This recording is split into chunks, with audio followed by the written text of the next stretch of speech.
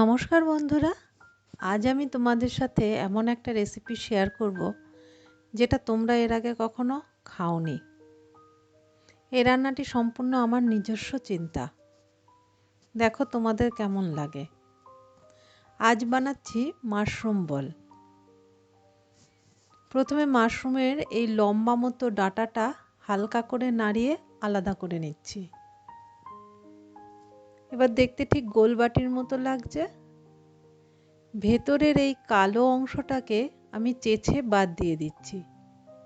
অনেকে এটা শুদ্ধই রান্না করেন, কিন্তু আমি এই অংশটাকে ফেলে দিচ্ছি।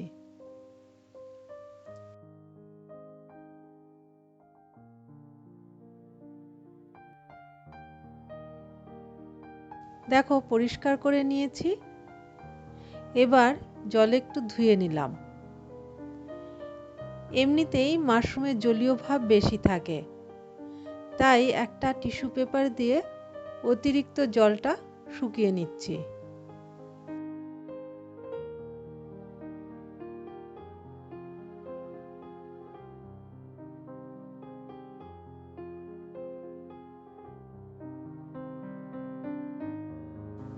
সব কটা মাশরুমকে আমি শুকিয়ে নিলাম। একটা পেঁয়াজ কুচি বাটিতে নিয়ে নিলাম। এর মধ্যে 1 চামচ বেসন ও 1 চামচ কর্নফ্লাওয়ার দিয়ে দিচ্ছি। ছোট চামচের 1 চামচ কাসৌরি মেথি হাতে গুঁড়ো করে দিয়ে দিলাম। 1 চামচ লঙ্কা, আদা ও রসুন বাটা দিয়ে দিলাম। 1 চামচ ভিনিগার দিয়ে দিচ্ছি ও একটা ডিম ভেঙে দিলাম।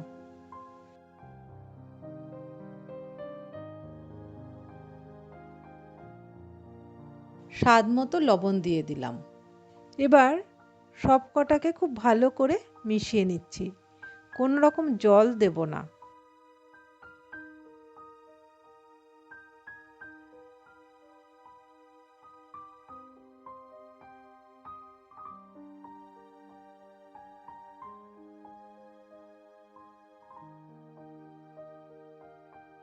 এইরকম একটা তন্দুরি স্টিক দিয়ে মাশরুমের ঠিক মাঝখানটা গেঁথে নিচ্ছি, নিয়ে ডিমের গোলাতে ডুবিয়ে দিলাম। এবার যে গর্ত মতো জায়গা, সেই জায়গাটা চামচ দিয়ে ডিমের গোলাটা ভর্তি করে দিচ্ছি।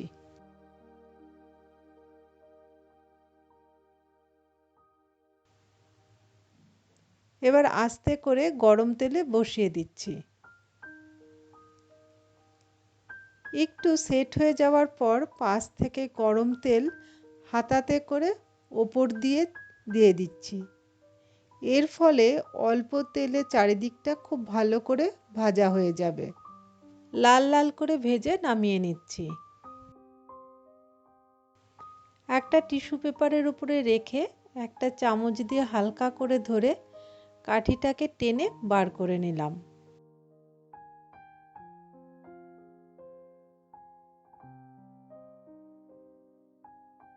টমেটো সস বা ধনেপাতা চাটনি দিয়ে খেতে অপূর্ব লাগবে।